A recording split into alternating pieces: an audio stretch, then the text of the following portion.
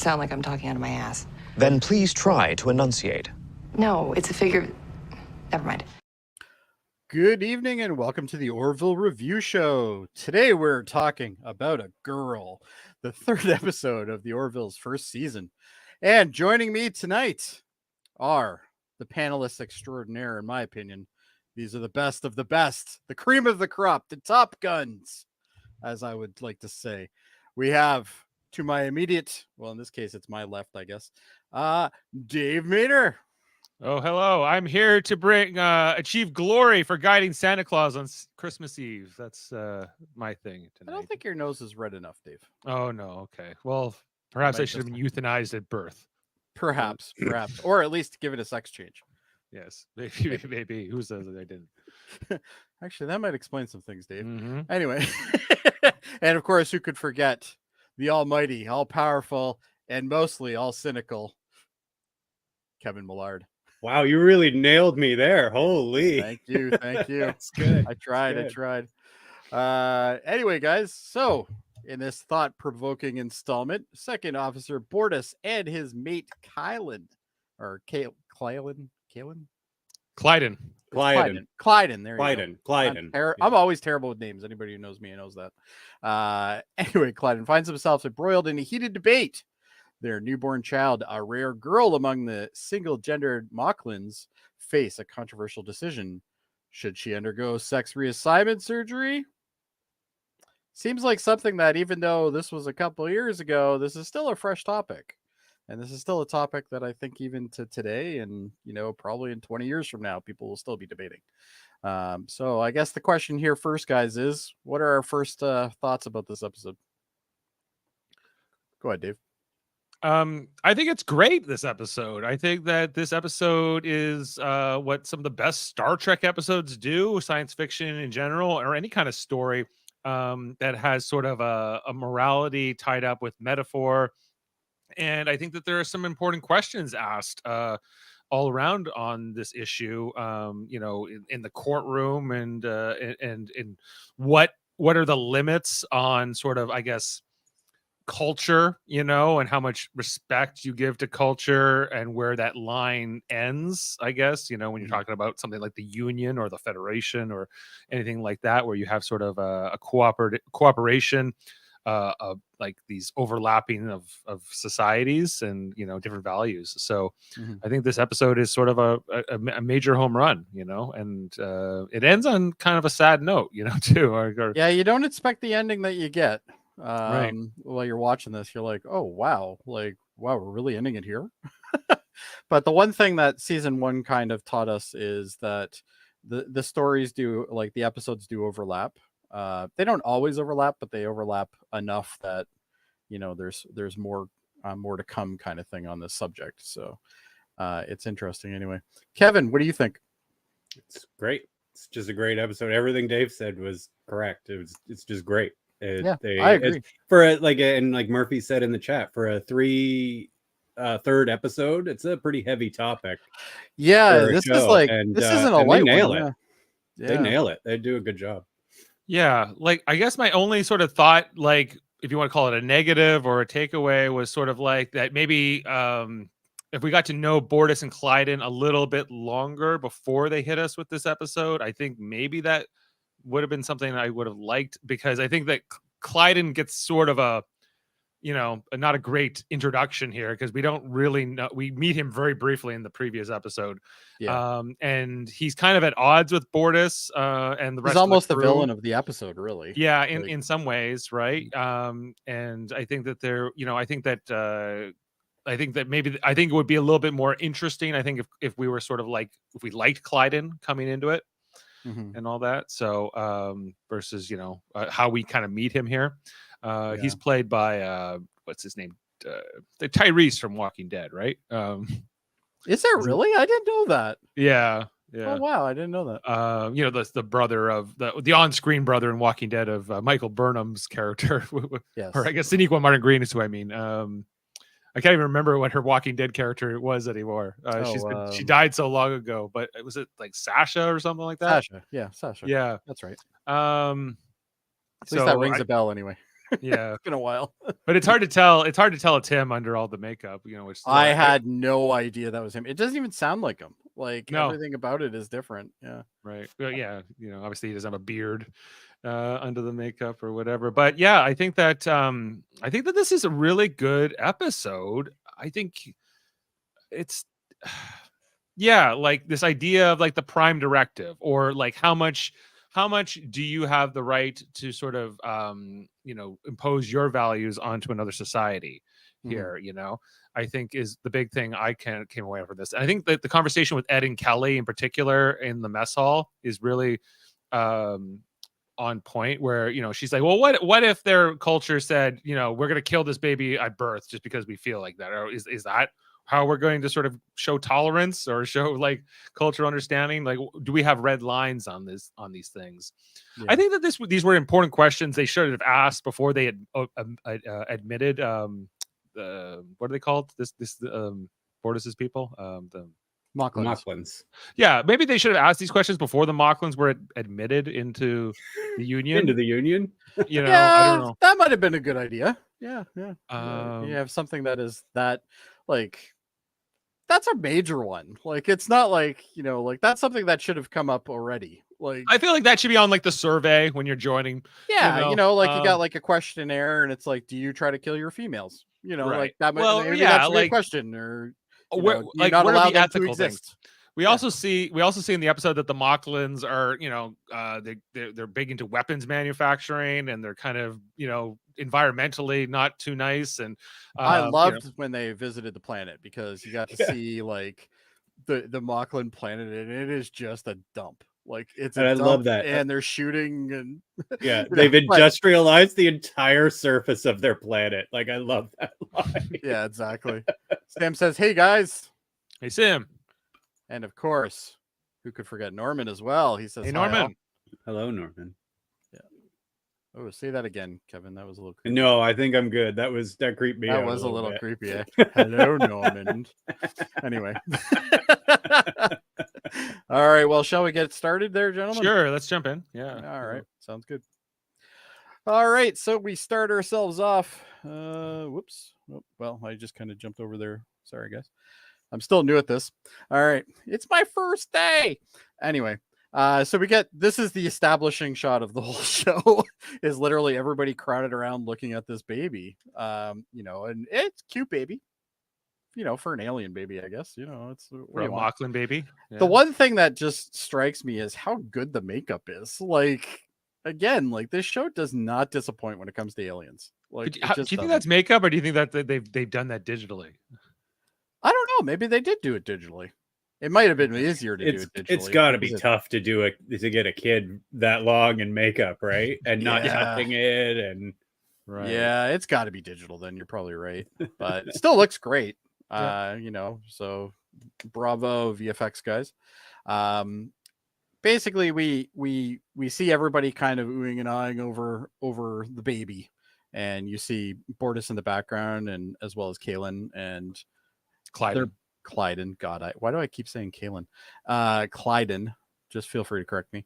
Who they look like they're preoccupied, which we don't know yet why, but obviously we will know. But our teaser from last episode was them hovering over the baby, going, "It's a girl. It's a girl, and that's impossible. That's impossible." Yeah. So it's like, oh, that's interesting. So. But anyway, so we end up going to the sick bay where Claire and what's his name? Yaphet. I still think that's such a weird name. Anyway, Norm Macdonald. Yeah, Norm Macdonald voices him, the late Norm Macdonald, unfortunately. But his vocals are great on this. I do like the character as well. I think Yaphet's character is kind of interesting, especially for this type of show where usually you have humanoid aliens and they're part of the crew, but Yaphet's part of the crew, and he's essentially a CG character, but he's not also humanoid. A pervert. He's a bit of a pervert.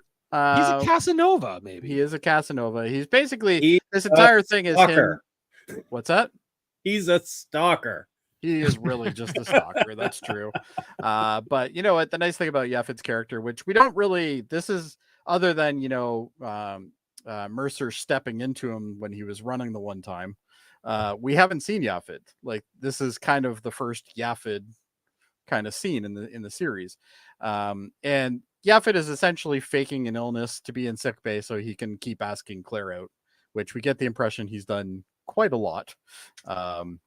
And she's like, we're not compatible, man, which is just a fancy way of saying I'm friend zoning you. But I think she has a point. This might be an odd connection here. But then he decides I don't know what the nice family friendly way of saying this is, but he alludes he sexually harasses her. He sexually harasses her and alludes to this might be fun for her with this particular instrument. And a ball of goo, and he kind of extends a tentacle of sorts at her. I think kind of in the shape of a dick. So, but he doesn't actually have a dick or lungs or anything else. Nope, he's just a gelatinous blob. What else do you want? He wants a dick.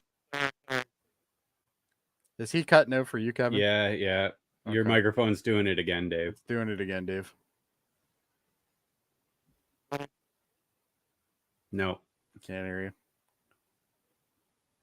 you. Dave will do another reboot, I guess. Or maybe unplug your mixer and plug it back in or something.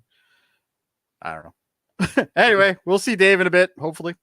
So it's just you and me now, Kevin. Yeah. So anyway, Yaphet's on his way out and Bortus is on his way in. Bortus is like, I kind of need you to do something here. And she's like, what? The baby's fine. I already had a look at her and, she's great. And he's like, no, she's not great. She's not male. That is basically the summary of this.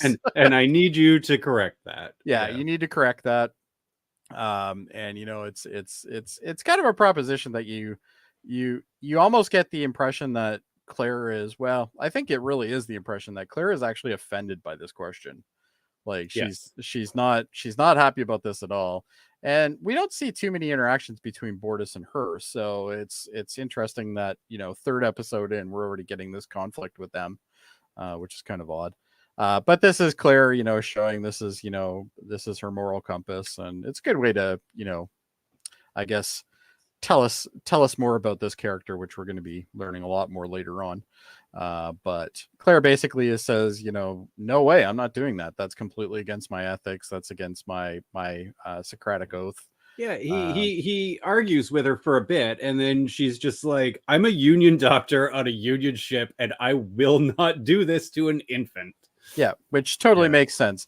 If we think of it in the Star Trek, line of things, I'm pretty sure Crusher would do the exact same thing. Yeah, there's no way Crusher would do it. Yeah, Crusher wouldn't pull this shit either. So it's, it makes perfect sense. And, it's, he's angry, but he's Bortus, so he doesn't really show it. But, he's angry with her decision, essentially. She's like, there's no way I'm going to do this. I don't care. Like, I'm not doing this. You're not going to get me to do this. She's very strong. And then we go into a cowboy scene. Now, normally, Kevin, when we see cowboys, we think it's bad. Yes. Right? So yes. I bet when you watched this the first time, you went, "Oh shit!" Right? Yep, this is going to be bad. Yeah, this is going to be bad. Turns out, not really. Not bad. Yeah, kind of funny. Not great. It doesn't land. It doesn't fully land for me, but it's still all right. You know what? It doesn't hurt the episode. No, when they're talking and he's like, we'll do a dance contest. I'm like, eh.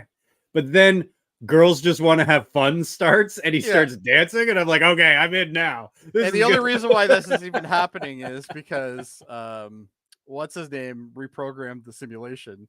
So it's not, well, I guess this is what would they call this program? Is this this isn't the Alamo, is it? No, this is no. This is I don't remember anyway. I don't remember.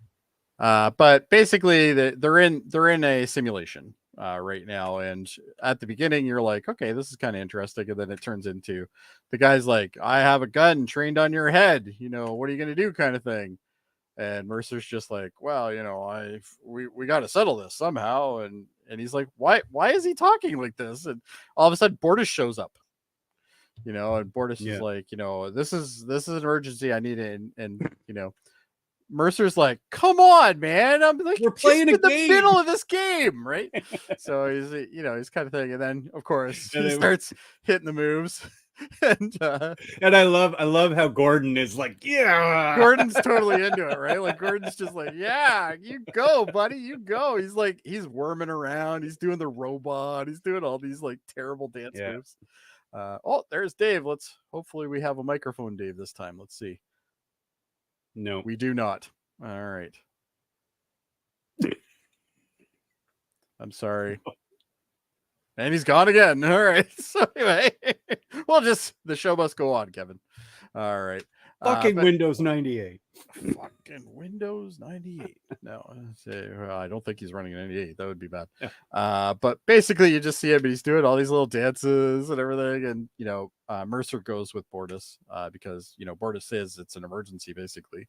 And essentially, the exact same conversation that happens with the doctor happens with Mercer as well. Why order her to do this? Right? That's my favorite. She won't do it. I need you to order her. Yeah, I need you to order her. And Mercer's just like, nah, it doesn't work that way, man. I actually think this scene, for the first time that Mercer has really shown like strength as a leader here, when he is like, that's it. Basically, get out. Yeah, he's like, I'm done. Get out. I'm done. Take off. I'm not interested in this conversation anymore. But basically, this is one of those things where I think this is where the cleft palate thing comes in, right? They talk about the cleft palate. Yeah, he talks about Bortus is like, well, kids sometimes are born with a cleft palate, and you guys fix that. And Mercer's like, yeah, it takes about 12 seconds, and it's fixed at birth, and that's the end of it. And he goes, well, I want you to fix the sex of my kid. And he's like, it's not the same thing. Like it's totally different, right? And then I think does he bring up the circumcision in this as well? No, that's later. No, that's later on. Okay. Yeah. But basically, Mercer's just kind of like beside himself. He's like, I can't believe I'm even being asked this. Like, this is not cool, right? And you can actually see, like, you start seeing Mercer get actually kind of aggravated with them, which is something you don't see Mercer get aggravated with his crew very often. Like, it's generally himself or the people that he's dealing with. But basically, he's just like, yeah, I'm not cool with this. I'd be breaking like 1,000 different laws, he says, and I'm about it. Like, get out. Yeah, exactly. And he's like, yeah, no, time to get out. And then we get kind of the mission that they're on right now, which is, I guess, this huge comet is going to hit this planet. And you know how usually you have like the Star Trek trope of, they have 3 hours to fix it or something like that. And they're like, yeah, it's going to hit in about a month. And he's like, oh, well, we got, and then I think Kelly's like, oh, well, at least we got some time then. I love too, like they cut it and then they call it a tractor beam, and then he says, shove it out of the way, and he goes, activating shoving beam. Yeah, activating shoving beam. Some of the things are just so funny in this show. Yeah. It's just so silly, but it's so funny. But basically, we see them slice this thing and then Isaac basically says, oh yeah, no, we got to push it. If once we push it, we're good. And then, they push it with the pushing beam or the shoving beam, I guess it is. Shoving beam. Yeah. So they shove it with the shoving beam. And, Mercer's very happy with himself now. He's like, all right, job well done. Great. Couldn't save a marriage, but we saved a planet. Yeah, I couldn't save our marriage, but we could save a planet. And, which they kind of do a little bit of that griping, a little, because I think somebody says a comment like, well, Kelly, what if your parents, made you a boy? And then Mercer's like, well, that would have saved me a year of marriage or something like that. Yeah. Would have saved me a whole marriage. She's just like, it would have saved me a whole marriage. She's just like, great, thanks. But you can see how they're kind of making light of it at this point. Like, she's not as annoyed as she was in the first episode whenever he brought something up. Right. But basically, there's an incoming message. It's from the Moclan, one of the Moclan ships, I guess it is, or like one of the higher dignitaries. But basically, he says, yeah, we're going to be rendezvousing with you. And Mercer's like, I don't have an order about that. What are you talking about? And he's like, basically along the lines of, somebody on your crew has told us to meet you. So obviously he knows who that is at this point. And of course, it's obviously these two fools. Yeah. But and basically what's going to happen is he says, well, you know what, Ed, no one's helping me on this ship, so I asked for the Mocklins to show up so we could do it there. Right. So at this point, we go back to the little. Oops, sorry about that. I always forget to mute that thing. But we get back into their kind of ready room, and they're having this kind of heated discussion, really. And he's just like, how dare you go around me and say this stuff and everything, which I like the fact that Mercer's growing some balls in the third episode. He doesn't really have any in the first two. He just kind of lets things kind of slide off him as much as he can. Even at the end of this conversation, Bortus is like, can I return to my station? He's like, no, you're relieved of duty. Go. Like, get out. Oh, let's see if we can get him. Passed. Okay, we can hear you right now. I think you have to be loud though. Like, just loud is what you'll get, Jody. That is powerful. All right. Well, let's see how long it lasts this time. All right. All right. We got Zesty Man here. All right. So anyway, your probes have touched me, Mr. Spock. Just testing. The soundboard is working. All right. We're in the ready room right now. This is after the Mocklin ship has been called. You haven't missed too much, Dave, so you're okay. But basically, Mercer's like, like, this isn't cool, man. Like, what are you doing here? Dave can be heard. Yes. We're all happy when Dave can be heard. And Kelly is just as equally as pissed off about this, but she's not expressing it like Ed is. She's just kind of sitting on the sidelines for the most part here. And he's like, you can't just redirect, like, you can't arrange this. This has to go through either me or Kelly. Like, what are you doing? And, he's like, well, nobody was helping me, so I helped myself, kind of thing is what he's really going off here. And the guy's name who I can't pronounce. Kalen? Clyden. God damn it. Clyden. There you go. That's all you need to know. All right. Clyden kind of peeks up and he's like, yeah, well, we need to do this. This is the right thing. And Mercer's like, there's no way this is the right thing. And then basically they leave, and then these two have this kind of conversation. And I think this is where he kind of he talks about what happens if your parents. This is where, like, not these two, but with Bortus and them, this is where he says, like, this child was born here on my ship to one of my officers, and she is under my protection. Yeah. And they're just like, we don't see it that way. Yeah, which is kind of odd, but yeah. You'd think they would have to take, like, some sort of, as we said earlier, they would have to take some sort of survey to understand this. It's like, well, I understood to an extent where they, they're the parents and they're like, this is still our kid, so we feel like we have the decision-making power, and they do, but but Ed Mercer's also correct, So I think this is a union ship. It falls under union law right now. Right. So. And Bortus should know that. Clyden, I'm more forgiving of because he's not, like, in the service or anything like that. But it's interesting that, like, not far into this episode, though, they kind of make Clyden out to be the bad guy. Because obviously, the two guys get together with Bortus and they watch the thing, which is coming up, I think. But this conversation here, I think, is probably one of the most powerful conversations in the whole episode, which is Kelly and Ed. But just before that, this bartender that's serving Kelly on this particular shot, he kind of looks like a Kelpian. He does, yeah. Does, you're right. Just foreshadowing, maybe? Maybe. All right. Yeah. But this conversation between these two, I think, is probably one of the best scenes in this episode. Just the talking back and forth and how serious the conversation is, yet they're still kind of making light of some of it. But Kelly is severely annoyed. Like, she's really annoyed in this scenario. She's now, instead of being annoyed at Mercer for all of his comments about their marriage and her adultery, she's now mad at something else for once, which is good. I guess good. But anyway, well, I think this is a good conversation. I think, Kelly's coming at it from a particular point of view. She's obviously she's going to be tasked with this role of, like, actually arguing this case, but she's a woman herself. Well, and this is obviously yet, like, these, what are what are they called? What are they called? These Bordas people, the Mocklins. These Mocklins, obviously, are being mostly almost purely male species, but not completely. They have this strong bias towards it. But I think that Ed's coming at it from a perspective of like this is their culture, like what are the rights of these parents in this situation, what is the right of this culture, and Kelly pushed back against that. It's like saying like, well, what we have, there has to be some sort of a limit there, because this idea of like common universal values, I guess, is sort of at what's in question here.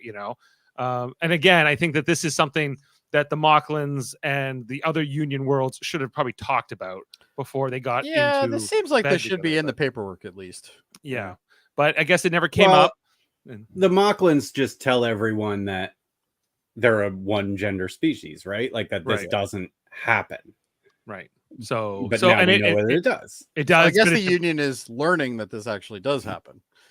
It's obviously it's rare on paper, but we find out that there's probably a lot of different children born as females that are getting this conversion therapy or this surgery. So who's to say how many? How often? Well, yeah, because they mentioned somewhere that it's like every 75 years. Right, but that can't be true. Can't be true because can't be true because you've got Clyden, you've got the one in the cave. I can't remember her name. And now you have Topa, right? And Topa, right? Topa, So like I think that this is very thought provoking, and I don't know if there's a clear cut right answer here. I don't think there is. How far? More specifically, how far like Ed and Kelly and the rest of the other worlds push on this, but obviously, like I think that there is a lot of good here because you see how Bordas's complete perspective is completely changed because he watches this movie and he gets like this but the influence of these humans has a positive effect, right, in our estimation, because we're judging basically the Mocklins for being this and that, right? And yeah, like I think that trying to impose any type of thing onto another culture, whether it's good or not, is always going to be met with resistance. Sure, but I also, on the other side, that a culture that tries to be completely homogenous is never. That's just fascism. Like, sure, it's not really a good thing. No, it's not a good thing. Yeah. I think we agree on that. Yeah, we do because we're humans. Right. But I guess but even if you just take it on another example, like if we don't like something about, I don't know, Russia, for instance, and say, hey, Russia, we think you should be like, us or in whatever way, and Russia's like, screw you, I'm not doing that, or whatever country. I think that that's like been the ongoing thing into why the Prime Directive I think also kind of makes sense is because trying to impose that onto others before if they don't want to just is a recipe for failure. Yeah, it's a fool's errand to impose your will on other cultures, but this isn't really imposing your will on this culture. You're not changing anything. You're not making a change. So it's squishy in my head. It's not fully formed. Well, we'll come back to that. Let's come back to it. Yeah. We're getting a little too deep into this right now. So a deep episode. It is a deep episode, though. It is. It's up there with like Tin Man and some other stuff, right? So it's well, there's a lot of Star Trek episodes that are exactly this, like this, like the Riker's one with the Measure of a Man. No, not Measure of a Man. With the genderless species. Forming them, like that's almost the same episode. Yeah, it's interesting. Anyway, or Trip's episode in Enterprise with the where he gets pregnant in the boat. No. Oh, no, the other one. I know. The progenitor, the third gender. Yeah. Right. Yeah. And that was also a deep episode. Yes. Yeah. Right. But Kelly, I guess Kelly's plan is let's get the crew involved and try to change Bordas's mind. So the first thing she tries to do is basically put him in a boxing match with obviously Miss Superpower here. So it you know, they spar a bit.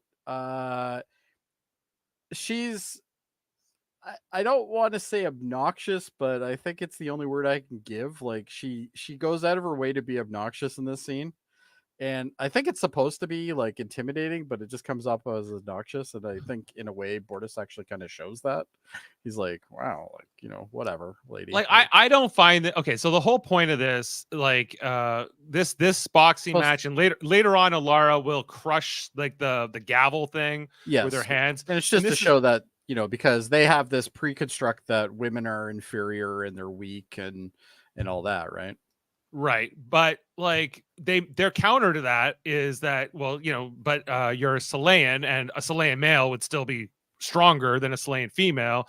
Like, not that that's what matters, but I think that this, like, as the way to convince Bortus is not that compelling or convincing. No. And I think that I'm glad it doesn't work. I'm glad that it's actually the Rudolph thing that is actually the right thing, because I don't, whether or not, you know, Alara can beat him up in a boxing match, I don't think that's going to be the thing that's going to convince anybody.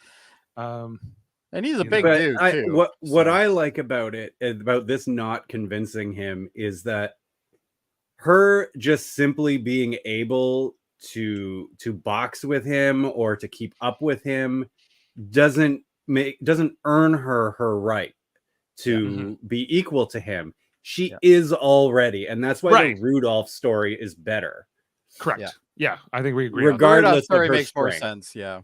So, but I like the idea of this scene, and I'm glad that they didn't make this the scene that kind of turned him, because if they made this the scene that turned him, I think we would have kind of got off mark.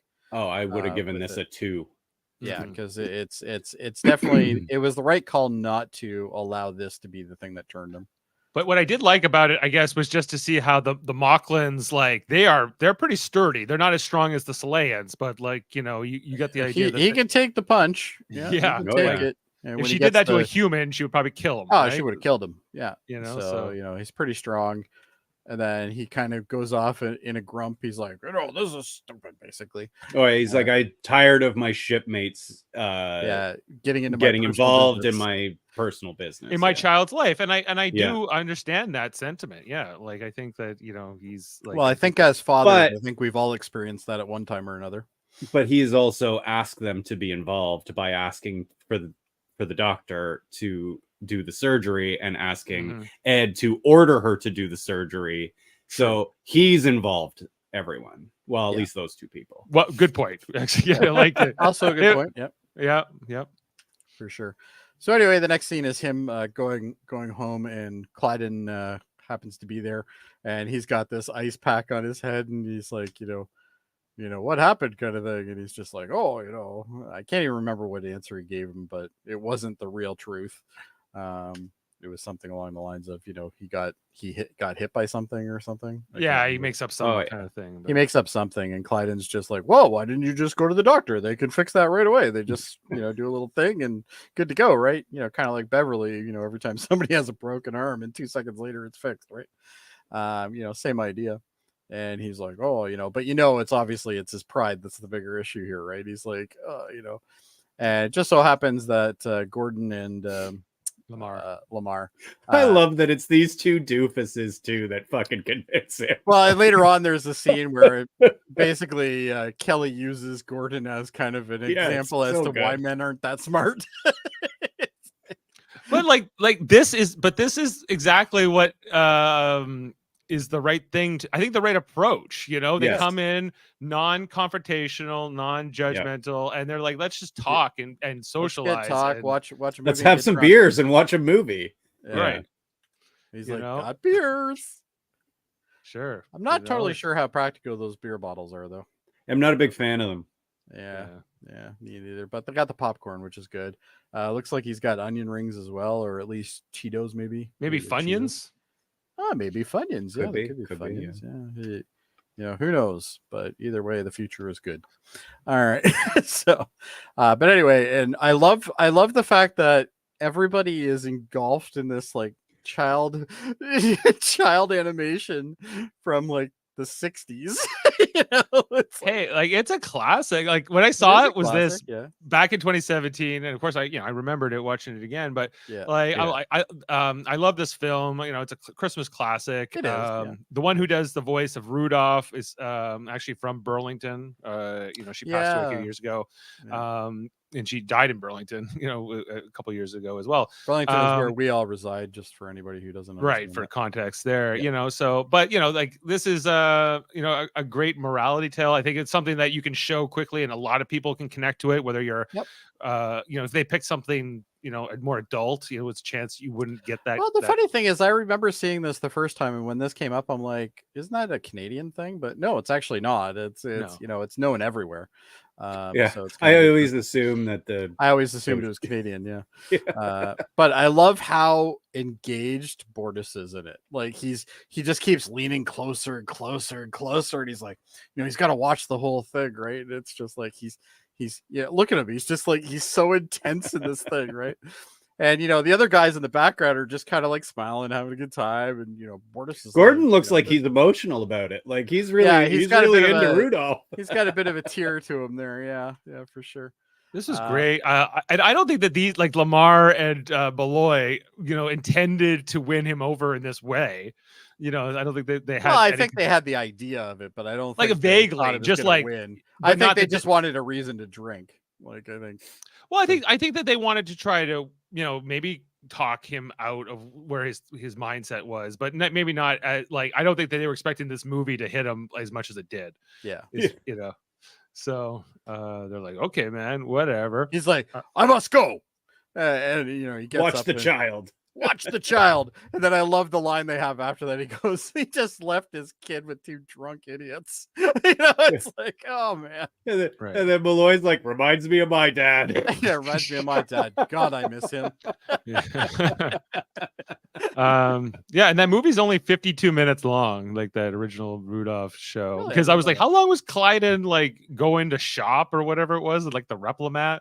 I guess it was only an hour. Yeah, because Clyden's at the Replimat, which we wants a new outfit when he goes back to Mockless. He's going back to Mockless, so he's doing that, and there's somebody in the background who's replicating like a vase or something. Like it's oh, actually I didn't catch it apparently, but like it's this ugly white vase that's like got all these like angles on it and stuff. I'm like, they shouldn't even allow that in the future. But anyway, what can you do? But basically they have the discussion. He basically says to Clyden, he's like, we need to let her be a girl. And Clyden's like, absolutely not. He's very, very stern. And he's like, I must tell you the great tale of Rudolph. And stuff like that. And then he's like, and then he yells at the other guy. Yeah, the other guy. He's like, "We demand privacy. Leave." Yeah. He's like, "Oh, good one." I love how it. I think it said, "Have a slimy day" on the pillow. Yeah, he was buying that as a gift. Come on. Yeah. But anyway, they have this conversation again, and it's the same conversation we've had 4 times already, but now it's against these two, right? So basically, he's like, this Rudolph, he had a deformation, but it turned out to be great and all this. And he's like trying to explain it, but I just love how he explains it because it's like totally like a foreign concept the way he's explained it. But when you look back at it, you're like, yeah, that pretty much sums it up. Rudolph had a big nose and it lit up. And, I guess the main thing Bortus tries to convince him with is like, we don't know what our child will grow up to be. Therefore, something like that might be considered a deformity could actually turn out to be an advantage. Could also, adversely change who they are. And I never get the idea that Clyden gets to see this Rudolph story, or if he does, I guess he just dismisses it. But I don't think he gets to see it. No, which would kind of make more sense if he saw it too, because then maybe you can convince both of them. But this is where, Clyden's not budging on the position that they both had before, and this puts them at odds basically for the rest of it. Not just even beyond this episode, really. There you go. Yet Clyden was born female as well, and was converted as a child. Yes, right? This is when Bortus learns that, right? And he's like, "Why didn't you tell me?" blah blah blah. And he's like, I love was that Clyde. born female. I love that Clyden didn't know. Like, Yeah, until somebody examined him later on. until they they were were an a union adult, yeah. doctor. Yeah. Yeah. Well, it kind of gives you the impression that when he was examined by, the Mocklin doctors, they just keep that information private. Oh yeah, they do. They never they say don't it, right? tell They anybody. just, yeah. it's basically a conspiracy as well, right? Like it's a whole bunch of things at once. But basically, they're now back in the room. They're packing for this trip to what is it, Mockless? I guess Mockless. Yep. Mockless. And he's like, I was a girl, and when I was born, and my parents transformed me, and look at me. Basically, he's very happy with that, and he's like, I think she should have the right to choose and stuff like that. So it's. Well, I also like here he's like, why didn't you tell me? You lied, and he says, I didn't want to lose you. And here Bortus says, I love you. That has not changed. Yeah. It's good. That's good. Good right It's there. good writing. And yeah. And then he goes on like, why didn't you tell me? Yeah. But I mean, I don't condemn Clyden so much for keeping this to absolutely himself, not. considering their culture. But why would he have to tell him? Right. Well, because realistically, by Mocklin rule, he is male. So yes, there's no reason to tell him. Yeah. Cute kid though, very cute kid. Mm-hmm. So basically, I can't remember how they ended this conversation. Can we go back? What, like that painting on the wall? Go one more. I think it's actually you're going the other way. No. Am I going the wrong way? Yeah. There. Oh, there we go. That painting on the wall, I guess, is Mockless with all the it's Mockless, yeah, and it's literally just like stacks. I didn't even pick up on that. I didn't pick it up either. That's pretty funny. But I feel like I need like a picture of Hamilton with all of the smokestacks on fire. Yeah, it's like sort of a homage to that. Yeah. It's like, or it's like Canadian Bacon when they're like, "Hey, I miss the United States," and then they go, home sweet home. But they're just pointing the camera at Hamilton. Yeah, it's just Hamilton. So we get to see the Mocklin ship, which I was happy to see. So that was cool. They finally kind of show up, and they are now going to talk into the ready room. I guess their version of a ready room. This was great. Yeah, I can't remember all the little finite details, so feel free to jump in on this. But just Kelly being like, Kelly is definitely the star of this. Sorry, I can't do that. I got a case of the tits. Yeah, I got a case of the tits. He's like, they treat being female like having, chronic diarrhea. Or She's really pissed about this. Like she's totally angry about this. Now this guy, I guess he's kind of like a high up general. He's the captain of the Mocklin ship. But I think he's also there to enforce as well. Well, he's here to like take Bortus and Clyden and Topa back to the planet, and basically Ed's like, no, that's not going to happen. And I think that basically by the end of this conversation, Bortus says, I because the two parents don't agree, he demands arbitration. Let's go to court.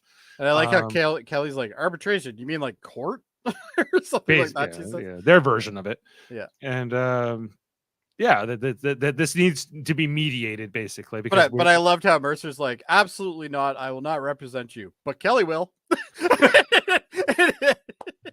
Yeah, absolutely. But the other thing too here is you get the idea that that this Mocklin captain might even come to military action. He might even be willing to fire on the Orville. You get the impression that he's getting hostile. Well, right after this, he threatens Mercer. Yeah.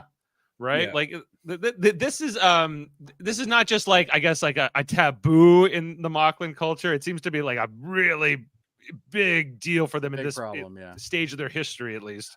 So basically Clyden and Bortus go, they take the shuttle to go to the other ship, and the Orville is going to follow them basically to Mockless, right? Mockless, which we're told takes about 2 weeks to get there.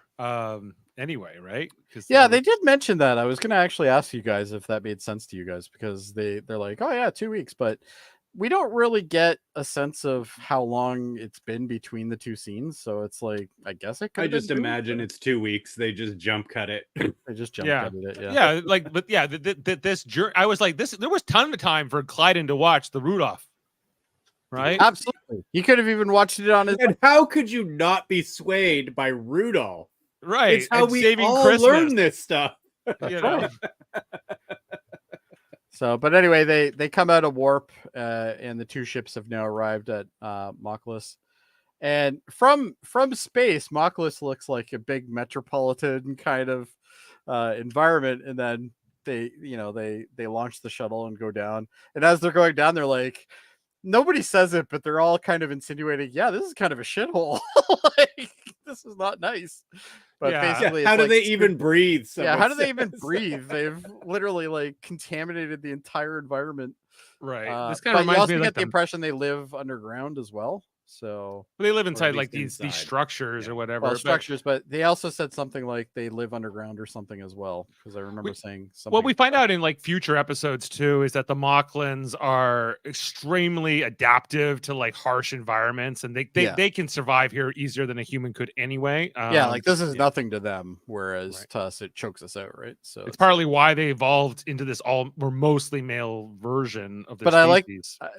But I did like the fact that there's explosions going on around them, and they're clueless as to what it is. And then somebody's like, by the way, they also develop a lot of weapons, and they just kind of go their own way and speed up the process and do whatever they want, kind of thing. And then all of a sudden, like, some explosions are happening right beside them, and then he's like, holy shit, and they're all panicking. And then the Mocklin leader is like, yes, I forgot to tell you that there's a new section of airspace where we're going to be testing weapons, and we forgot about that, and we didn't tell you, basically, and it was part of your flight path. and then who is it? Is it Gordon? Malloy? Yeah, Gordon's like, I'm gonna need you to be ready with a pair of pants. And then a couple seconds later, the Mocklins are like, we will have pants ready for you. I love that. And Kelly's like, wow, He's kidding. He's like, no, I'm not. Just kidding. And he goes, no, I'm not. I need those pants. So he's basically shit himself, which is kind of funny. So anyway, they eventually get down, and they go into this like legislation building, which just looks like an oil refinery. And I love how everything is these square things. Like they have like the big gong for the square here, and then they have the other one that he uses to like, gate order, like a gavel kind of thing. The Mocklins are not about subtlety. I think they're very just kind of they're very Klingon, I guess, in a way. Yeah, they got this brutalist look. But... Yeah, well, the Klingons, even though they're kind of a savage people, they also have the court system, and they run through these things like that. But basically, the entire conversation goes back and forth about like circumcision and whether that was that's considered mutilation, and which is also barbaric. So but I thought that the circumcision sort of analogy or just calling to that was important, because I think that like for people who are circumcised, they go, there's nothing wrong with it, and the people who are uncircumcised go, what the hell, like myself, what the hell are you talking about? You're cutting up part of your dick, but that's something that where we respect parents' decision, or a culture's decision, even though I agree with Kevin, it's barbaric. But I don't think we should. I don't think we should either, but I think that there's a lot of resistance to that, and I think if you try to impose it's going to probably have the opposite effect in all. No, you've got to convince people. You can't force people. There's right. This question I have to throw on you two, and I want to see who answers it. Yeah.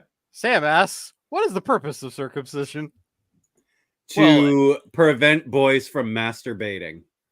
That's I think its original intent. I think it wasn't about because I always heard back in the desert or something that it could get infected more or something, or I don't know, some nonsense. That's a bunch of bullshit. I think you're right. My dick works just fine if anyone needs to know, but it's. I think we're getting into a point where we probably don't need to cover. I think it's really what it comes down to. All right, host. I have no interest in knowing about your dick and its status. It works, Jody. You know what? I never doubted it. You have Harder than ever, right, Harder Dave? than ever. Yeah. That's one thing about Dave. He's always harder than ever. Right. But like, there's all, but in there's like in the Bible and like the Torah. This goes back like thousands of years, especially in like the Jewish culture and religion. It's all about this covenant with God and whatever. And I think it's something that we're done for religious reasons at this point, but there are reasons why you would have to in some scenarios. But it's a very sure. But as an adult, like we don't do. Well, you don't do it as an adult. We don't. Yeah, you do. Do they really? If you get an infection, yeah, they'll and it's quite painful. That but sounds like it. But what we don't do is like take a child's appendix out in case, right? So like in case they get an to infection. Prevent it from exploding later, right? Yeah. So that was the reasoning too. Later on was, oh well, it could get infected. So if we take it off now, they won't have any memory of the pain, and you don't do that. That is against the Hippocratic Oath. It just shouldn't be done. Our comment sections has turned into a circumcision support network now. Well, there you go. Well, or even like earlier in the episode where Bordas brought up the whole cleft palate analogy, and said like if that's something you would correct at birth as a defect, right? But you don't wait till the child's old enough to decide that they want it. The thing that I think that's interesting is the fact that they've brought up these analogies actually makes you think a little bit harder about this. Like, wait a second, we are at the point where this could be mutilation. This could be something else. I think Mercer's third leg analogy was the best one. Which he was talking about with Kelly in the earlier, when he was like, would we would conform them to our species even though other species do have 3 legs, right? That was the most sort of apropos to what's going on. One. more than circumcision. Yeah, it's a good one. Or even cleft palate. Yeah, like exactly. And it's really hard with screenshots to kind of get the message across here on what's going on in this courtroom scene for the most part. But it's basically back and forth. Kelly makes a the whole cross-examination here on Bordas. He's like, "Did you go on a date with Clyden? What did you do?" And they're like, "Yes, we went to a battle simulator and we killed many people together. We killed 70 like people in the simulator." And he's like, "And you will deny your child that experience?" But it's like it's a stupid argument that the advocate makes. I think the circumcision one later on with the doctor, I think, is the best thing that this prosecutor from the Mocklin side does to like make his case. But which is still not convincing, but because the cleft palate, like, let's be honest, there's no one that really says no to that. Like, it's such a simple procedure, and it's something that can definitely help kids later on. But what if they did? What if the parents did refuse it? Right? Well, and that's the thing. If the parents refused it, what do you do, right? So and I think it brings up a lot. This is, and I think Murphy did really say it best when he said, "This is a lot for a third episode of a series." Like this is going way down the rabbit hole, in the first season of a series. But I get kind of why they did this, because I think, the show is not just about jokes and like, gag after gag, that the show is actually going to come with some real hard hitting morality sort of tales and like, and thought exercises. There's a lot of people that think that the show is just nothing but Seth MacFarlane, being an ass for a half an hour to an hour. Like, that's what I thought it was going to be. And I was so pleasantly surprised that it is not. Well, and if you even look at the humor aspect of things, there was a lot of humor in this episode, even though realistically it's not a very funny subject. But no. But they put in my opinion, they put in the right amount of humor to keep the story going, but to also lighten up the mood every so often. Like obviously the scene with Gordon drinking, and the scene on the holodeck there with we're gonna have a dance off to decide who is the strongest cowboy. All these little silly things that they've added in, but I know there's a lot of people that are against the show because of the fact that they're true diehard Star Trek people and they don't think there should be that much humor in it. And I think it's an interesting mix, and that's one of the reasons why I wanted to cover it with you guys. So it's a good balance. I think like I love the show. Sure, not all the jokes are great. I will definitely concede to that. Most of them are, but most of them are pretty good. Most of them are good, and so like, I think that your mileage may vary on joke to joke, but it's absolutely. Some people think some things are funnier than others, and that's how it works. But But overall, this entire courtroom seems very, it's very courtroom. I think there's not much more we can say. Prosecutor going against the defendant all the time. There's a jury. There's a judge. Yeah, there's a jury of all Mocklins that all look literally identical. Like they're very close to identical. There's one scene later on, I think I got a shot of it where it's like literally it's like a carbon copy of most of them. But Kelly really does try her hardest, and there's times where Kelly kind of scores a point, and then there's times where she doesn't. And there comes a point where Kelly's like, well, what about this I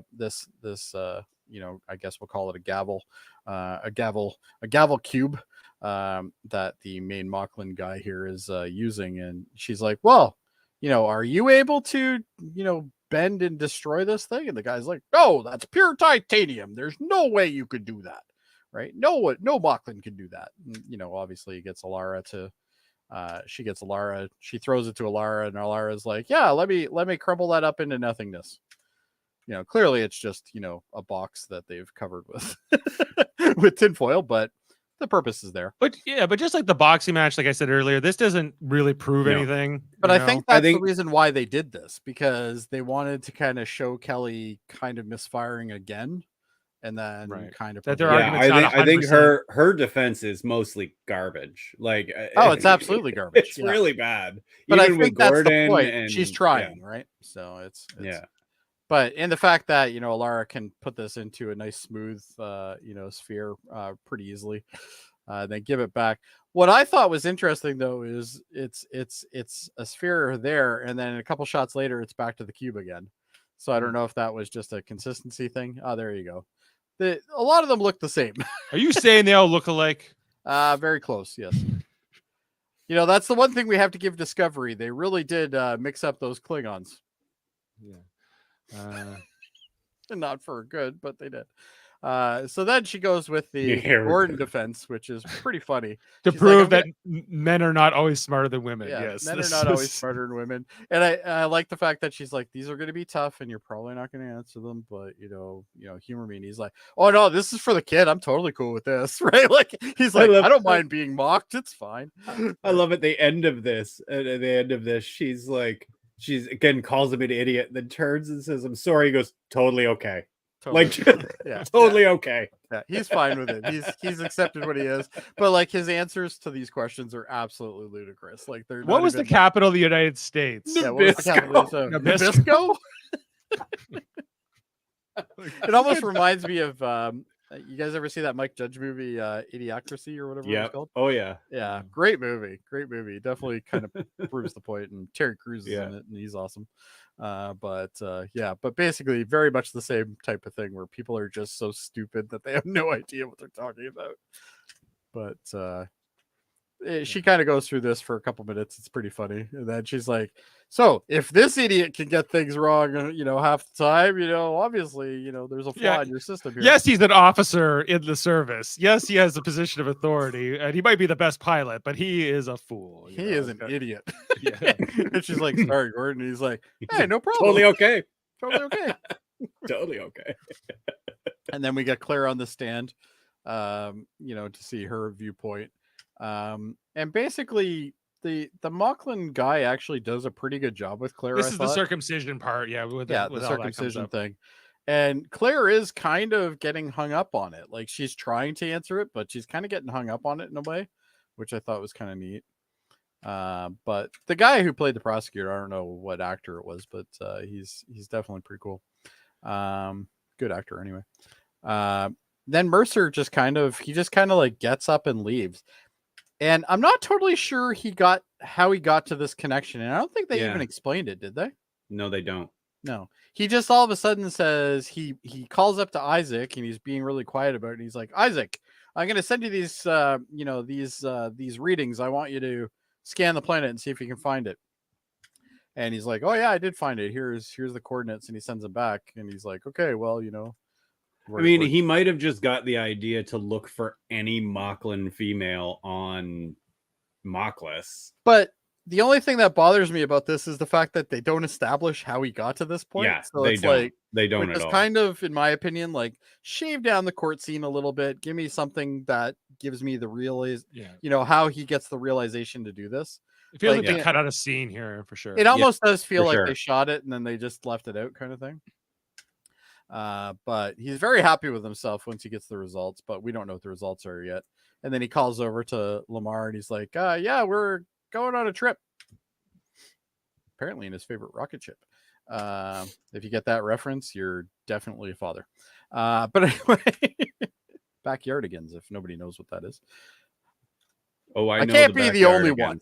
Yeah. Oh, I know the backyardigans. I know it was a terrible reference, but still it was funny. Yeah, they drove me absolutely nuts when my daughter was growing up. But anyway, you see them and they're climbing up this, which could be, the same thing from same place they shot all those Star Trek fight scenes, but but the Gorn. Watch out for the Gorn. Watch out for the Gorn. It's the Gorn. Come on, Dave. You're supposed to have that sound clip ready. It's the Gorn. I can't believe. Oh my God, he does have it ready. Did you see that? Wow. Dave is spot on that sound stuff. But anyway, they end up going and they look, they find this cave. They start going through the cave. And as they're going through the cave, there's actually a shadow figure right here, which they subtly kind of show, but you don't really notice it unless you're really looking at it. But at the time, like I paused for a second and went, wait, that's not a shadow of any of the people. Kind of reminded me of that Jordy episode where he like turns invisible and he gets all the veins on him. Can't remember the name of that one.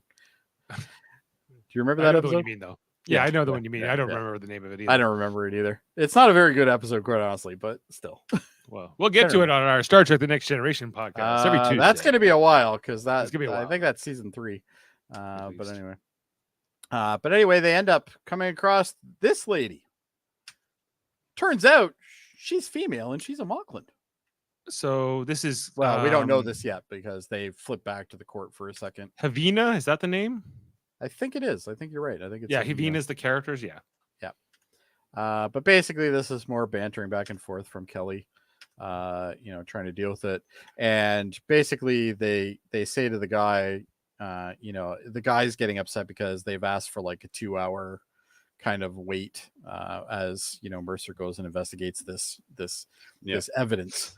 And he's like, well, we're kind of done. Like, we've been sitting here for 2 hours. Your guy hasn't shown up yet. And then, of course, he shows up at the last second kind of thing. And, doors open. And sure enough, this lady arrives. And everybody in the chamber is just like dumbfounded by this. Except for Kelly. She's happy. She's like, oh, there is. What is this? It was faster before I could tell him. I'm so fast. I even beat Norman to the punch. Crazy. It's the Gorn. It is the Gorn. But anyway, so Kelly's like, oh, this is interesting. And so this lady is like, I would like to give some evidence here. And he's like, okay. So she starts talking and we find out that her parents took her up into the mountain because they let her be female. They put her in the mountain. And I guess her parents have died since. And she thought she was going to stay up there forever and not have any connection. And then obviously these guys showed up and saw that. But it turns out that Havina is also like a famous author from their world. Turns out she's actually a philosopher author. Yeah. And respected, but a massively respected one. Yeah.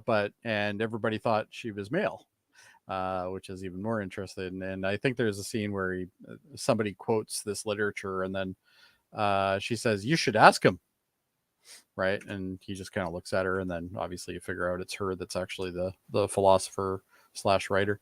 But anyway, and basically she says, I've had a great life and, I've been female my whole life and I've had a great life and, you guys are making a mistake here. And this is where we think, okay, well, the episode, it's going to go their way. Like we're going to end up having this little girl Moclan kicking around the ship and all this. And, she pleads her case and says, I've had a great life, blah, blah, blah. And, Kelly's pretty happy about this.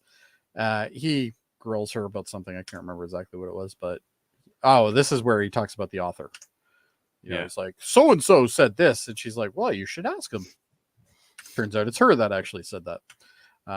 But anyway, so everybody's just kind of, she's got this smug look on her face. I hate people who are that smug, but anyway, I guess she can be smug for this one. She's earned the smugness. Don't worry. Yeah. So the verdict comes in. Actually, yeah, because at this point, I think they're still waiting for the verdict doesn't come right away. I think the verdict doesn't come in yet. Yeah, they're just watching. well, it's not Topa yet. It's just the girl. Right, but there's a kind of this feeling I think from Ed and Kelly. Oh, we're probably gonna win. Yeah, we probably did they it. think they're gonna win. They're like, oh, Clyden is changed in his opinion, but he's like, the court. There's no way after that the court's they can't rule against us after that. Yeah, Bortus is like, I'm not so sure. Yeah, well, Bortus is a lot more familiar with the ways than they are. Yeah. Right? So it's we get another establishing shot of what appears to be Hamilton, and then you can see the escarpment too. There's the escarpment. It's in the background there. Yeah. It looks a little different than that, but we'll go with it. So anyway, the verdict comes in. Turns out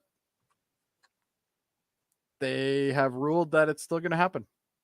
Yep. Which is a very interesting way to end a show, which is supposed to be a comedy, or at least that's what people perceived it as being. I kept wondering about myself, like, would Star Trek have ended it where, like, yeah, they do win the day in the court, and and is this like something? You know what? I had the exact same thought. So, and I was actually going to ask you guys, what do you think?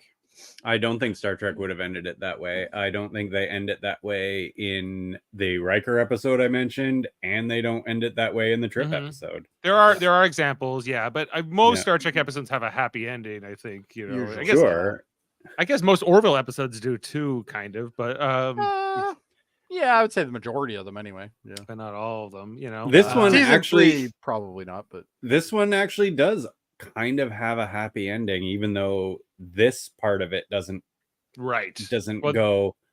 But Bortus's acceptance of what has happened, and he's gonna love the kid anyway, and it's a happy ending.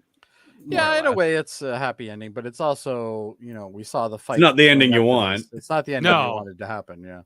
So, but anyway, and then the Mocklin doctor comes out, and now it's Topa the boy. Because they're willing to give the name now that the surgery's been done, because the baby had no name for a while.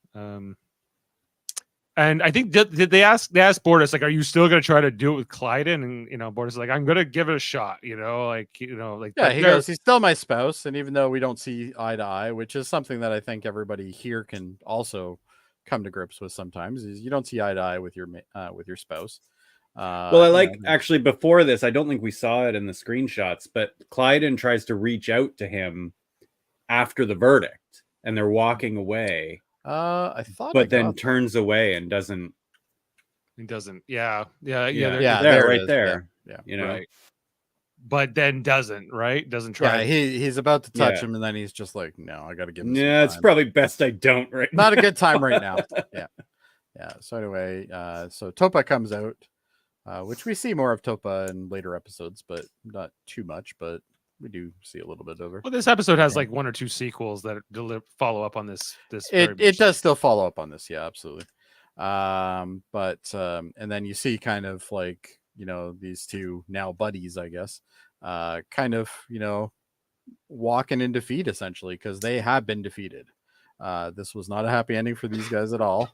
No. Even though we got kind of a happy ending with the two Mocklins. Well, it wasn't the outcome that anybody but Clyden wanted, but it's but this is what it comes to pass, and I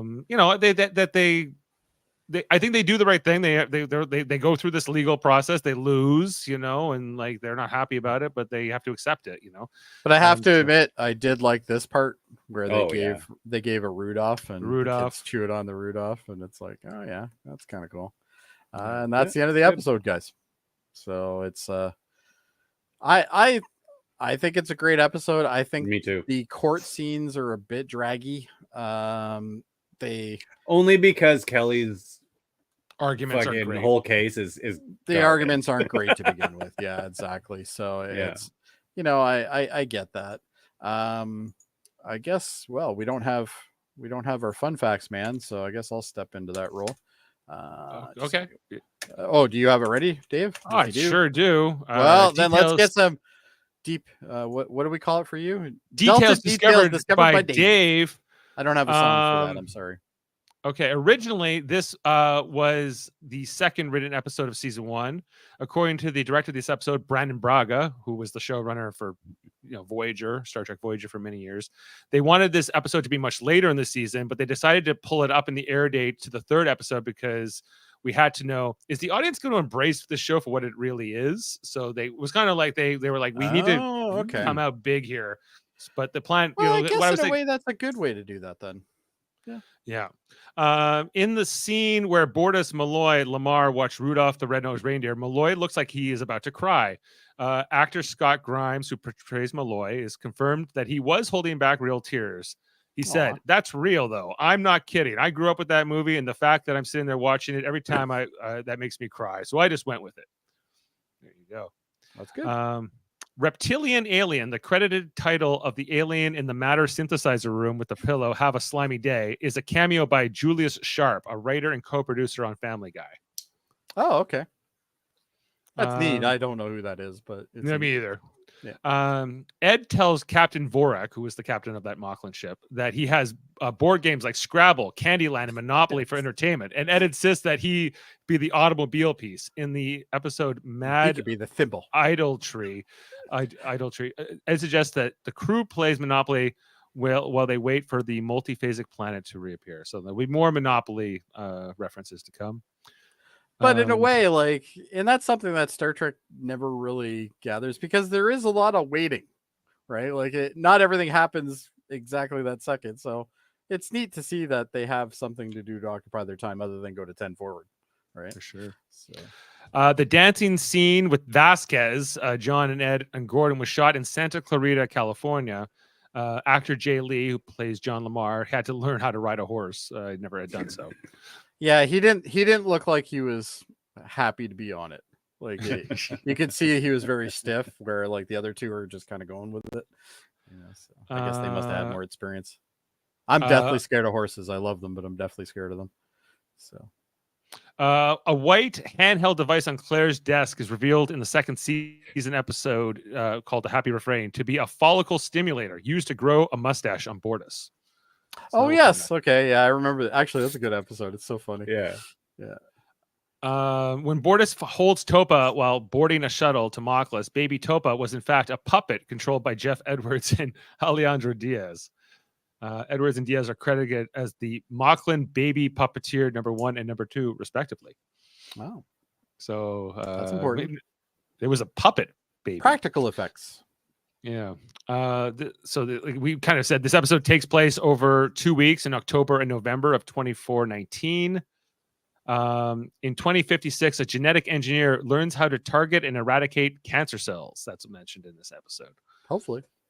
Bortus and Clyde that comes true. Bortus and Clyde have been together for 6.5 years. So 2413 would be their year they got together.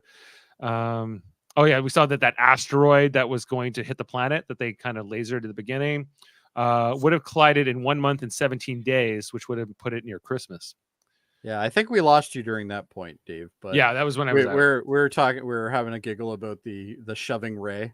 Turn on the shoving beam. Yeah, the shoving beam. That's it. Yeah, and also the fact that in Star Trek it would have been a 3-hour thing. That comet's going to hit in 3 hours, and we're like, it's going to hit in about a month. So they it's gonna give it a month. Kelly even says oh well, we got time then. I love that the thing that they're trying to solve in this episode is not an emergency. Yeah, not an issue at all. They got a month to deal with it. It's not a big deal.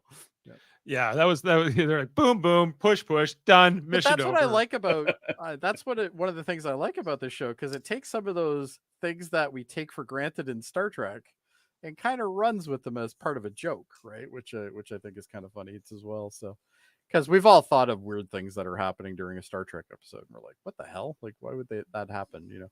For sure. I'll give you a couple more. In terms of references, I'm sure you guys know this. The title "About a Girl" may be a play on the title of a 2002 film about a boy, which itself is a reference to a Nirvana song about a girl from the 1989 album Bleach. Alara tells Kelly that taught her boxing and that the young lieutenant finds the sport to be an art form. She will return to boxing as a form of stress relief in the 2420 episode Firestorm. We heard Girls just want to have fun inside of the environmental simulator in the Vasquez scene. Kelly quotes the lyrics of Destiny Child's Survivor. Oh, to yes. We Gortys. forgot to talk about that. And he's like, these are wise words. You know, who said these things? These are Well, wise but words by these 12 people. These 15 these 15 15, writers yeah, that no one 15 knows. writers. I know that song had so many writers, but I love it. Those are very powerful words. yeah, very powerful words. I like how she delivers it, though. She delivers Yeah. it not singing, but she delivers it so seriously. It's like they must have had to do like 10 takes on that. Like, there's no way you could get that out seriously, right? On the witness stand, Gordon answers that 2 of the 4 chambers of the human heart are the Chamber of Secrets and the Chamber of Horrors. Yes. The former is a book of the Harry Potter series, and the latter was a wax museum in London, England that ran from 1802 to 2016. Yeah. And really finally, is an idiot. Isaac says that a single female Moclan was born every 75 years. That is real to be a lie, perpetrated by the Moclan government in Sanctuary. Borda says that there are a few born every generation, and Havina suggests it's even higher than that.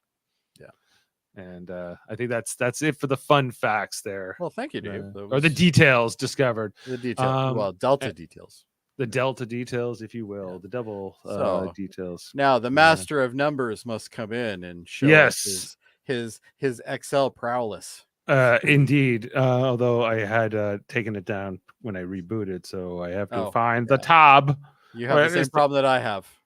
Yes. Okay, here we go. And present the screen. I'm just glad your mic's still working, Dave. That's good. Me too. Yeah. I think actually, do you know what I figured out what it was, that the power cable was just loose. Oh, well, And sometimes that, it's like simplest the things. AC was probably just like, you know, like my soundboard was probably just cutting out. That's probably what it was. Makes sense. Anyway, the ratings, guys. Let's do it. All right. So Jody, you want to go first? I can't say it's a perfect episode, but it's damn near. I'm gonna give this a 9.5. Like, there's a couple little things I didn't like about it, but overall it's a solid episode. Yeah. I think we would use this episode as a measure to a lot of other episodes that are coming up. So yeah, like I'm with you. Like I think it's like, what else? Like I know Kevin's probably go, it's a 10. What else do you want? And I don't know what else I would want. I guess maybe just like those little things we kind of picked out. Maybe I would just make it a little bit better, but you know, so I'm probably like at a 9.8, you know. Oh, wow. That's a 10 for me. Come on, it's good. Yeah.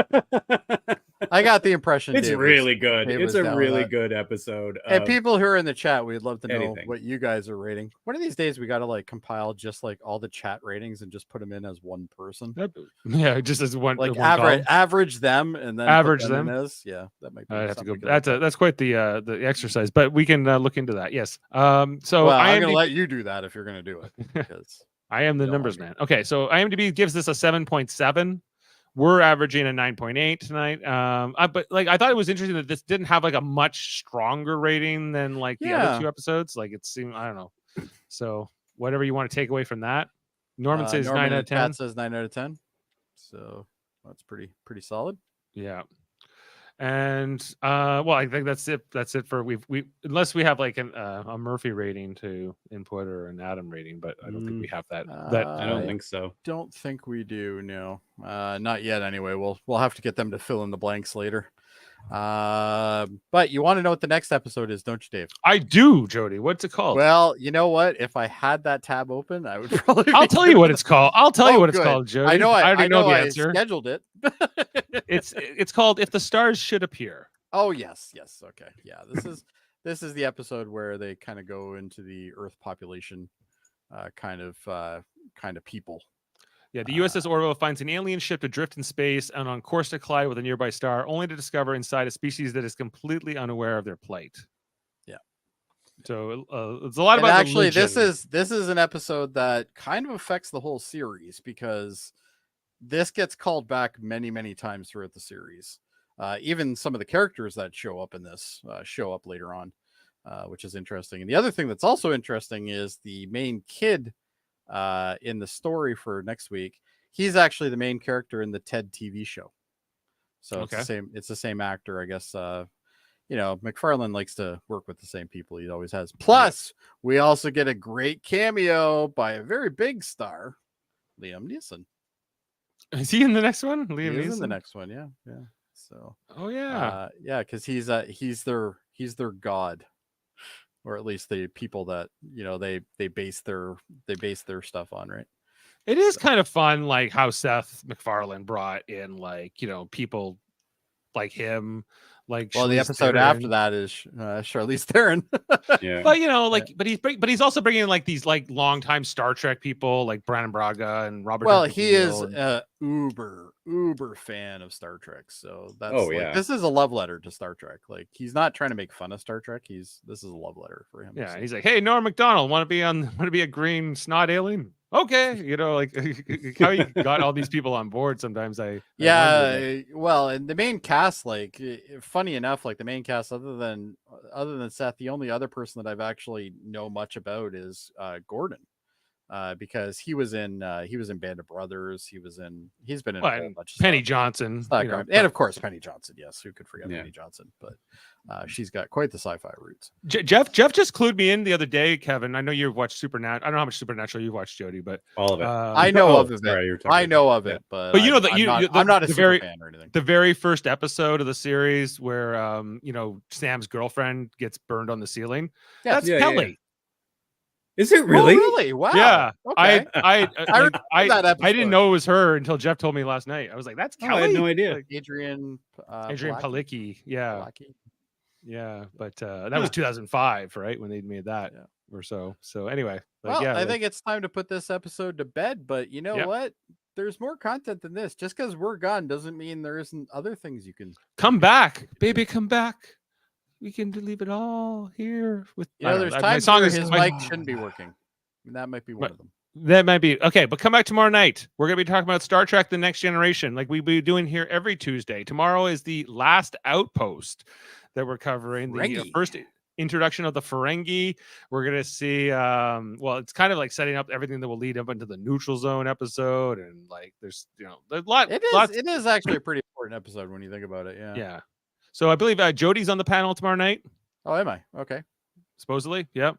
All right. We also got my dad and Adam coming in, so look out for that. Oh, So, I see. Adam can't show up to my show, but he can show up to your show. Okay. I guess, but we got the original series crew you reunited for this. Yes, actually, come to think of it, yeah, I guess that would be. Yeah, so There's a couple from the TOS the TOS TOS podcast. rewatch series. So look out for that. Of I course, can't wait to be called an idiot. Yeah, we'll see. We'll see how it goes. I'm kind of curious to hear what my dad thinks of these for. I'm really curious to hear how he talks about this episode. That should be interesting. Because So it look is out- a very campy-ish kind of episode. Like it's This will be the very first time TOS he's as well. It'd be the first time he's seen it too, right? pretty sure. Yeah, Yeah. Like, Yeah. yeah. So, He might not uh, even watch it before the show. Dave's theory is that before they started this podcast, he only watched the first episode of Next Gen and the last episode of Next Gen. pretty much like, and maybe what happened to be on TV when he walked by the room or something like that. But yeah, Or he maybe never- you but were he watching hadn't it. and sat he and watched too walked many into of the room those. for a minute. Yeah. Yeah. So look out for that tomorrow night. Of course, we just finished up Star Trek Discovery. We'll be back to talk about Star Trek Prodigy soon in July when the new season comes out. Strange New Worlds after that, and Lower Decks presumably when that the last season will drop, and all kinds of great. I have a reviews. funny feeling that that's going to get picked up by somebody. I hope so, but we'll see. That seems like something Netflix would at least throw like another season on for. Yeah. I don't know. And if you didn't know, Davin just did an interview with writer Dayton Ward. I guess that was on the 16th. So that was yesterday. Are his books canon? No. I had to None of get them that in. are. But but that doesn't mean they're not good. And you shouldn't. Absolutely. Except for A Stitch in Time.